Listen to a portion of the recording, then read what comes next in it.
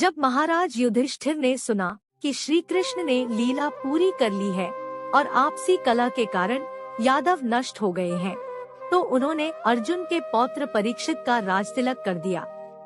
उन्होंने अपने सारे कपड़े और गहने उतार दिए। उन्होंने मौन व्रत लिया और संन्यास लिया। राजभवन छोड़ दिया और उत्तर की ओर चल दिए। बाकी भाई और द्रौपदी भी उनके पीछे चले गए। धर्मराज युधिष्ठिर ने सभी माया और मोह का त्याग कर दिया। उन्होंने न खाया, न पिया, न आराम किया। बिना कहीं देखे या रुके वे चलते रहे और हिमालय में बद्रीनाथ को पार कर गए। उनके भाई और रानी द्रौपदी भी उनका अनुसरण करते रहे। सत्य पथ को पार कर आ गया है स्वर्गारोहण की पवित्र भूमि। द्रौपदी, नकुल, सहदेव, अर्जुन एक एक करके गिरने लगे। जो कुछ हुआ वही रह गया। इस बर्फीली धरती पर गिरने और उठने की बात करने का कोई मतलब नहीं है। आपका शरीर तुरंत बर्फीली समाधि में प्रवेश कर जाएगा। इस पवित्र क्षेत्र में अपने प्राणों की आहुति देने वालों को स्वर्ग में प्रवेश करने से कौन रोक सकता है? युधिष्ठिर ने रुककर अपने मारे गए भाइयों को नहीं देखा। वे रागद्वेष से परे थे। जब युधिष्ठिर अपने उत्थान के शिखर पर पहुँचे, तब भी वे अकेले नहीं थे। उनके भाई और रानी द्रौपदी सब मर गए थे, लेकिन एक कुत्ता उनके साथ था।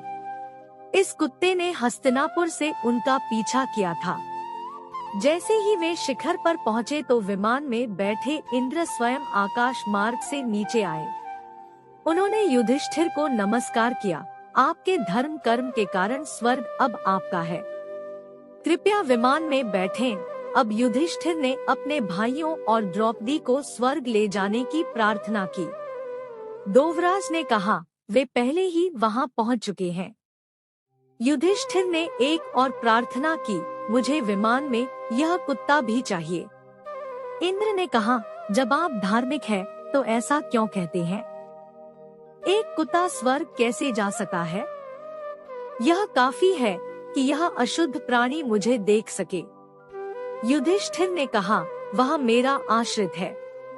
यह मेरी भक्ति ही थी कि वह शहर से इतनी दूर मेरे साथ आया। किसी आश्रित की बलि देना अनुचित है। मैं उसके बिना अकेले स्वर्ग नहीं जाना चाहता। इंद्र ने कहा, राजन, अच्छे कर्मों से स्वर्ग की प्राप्ति होती है।